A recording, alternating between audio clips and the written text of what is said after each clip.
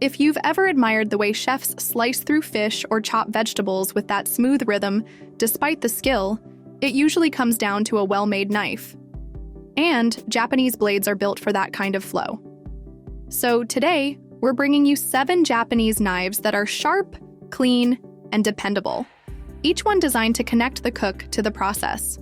From all-purpose gyutos to delicate sashimi slicers, you'll see what makes each one tick and why it might just earn a spot in your everyday routine. Let's dive in.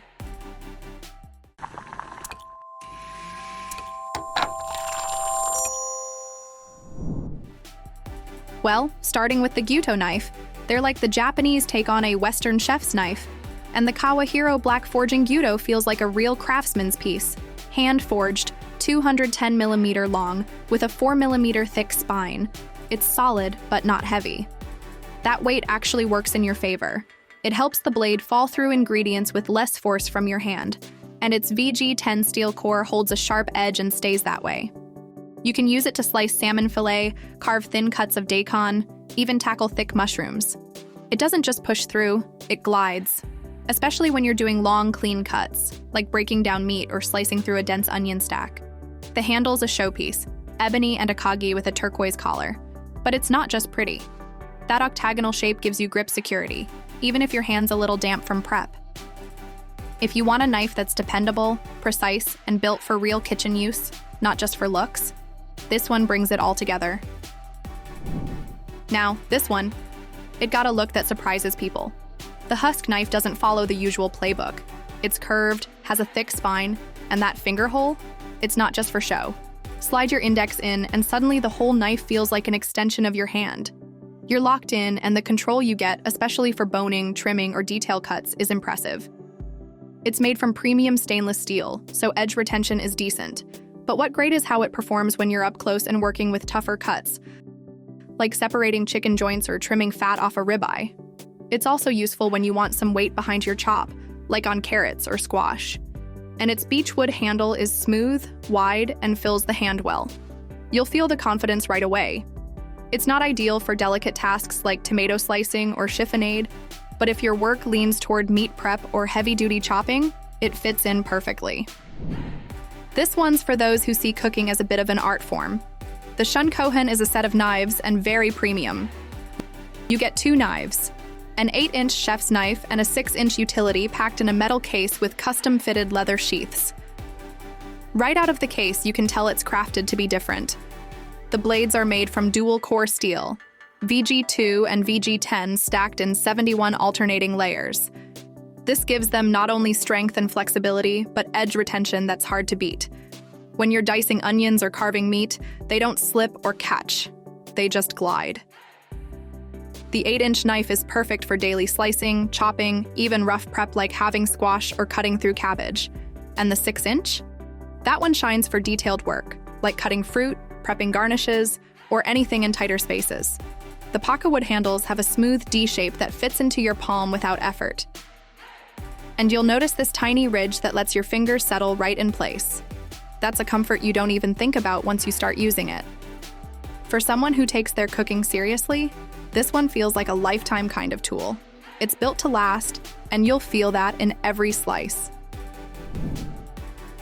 There's a reason Santoku knives are a favorite in Japanese kitchens. They're made to do it all. And HOSHANHO Santoku? It nails that balance between performance and comfort. It's 7 inches of high-carbon steel, which is similar quality to VG10, and it's tempered to a solid 60 to 62 HRC. So yeah, it's sharp. But more importantly, it stays sharp. You can use it on everything from soft tomatoes to dense red cabbage, and it cuts with almost no resistance. That's partly due to the hollow Granton edge, which helps ingredients fall right off instead of sticking to the blade mid-slice.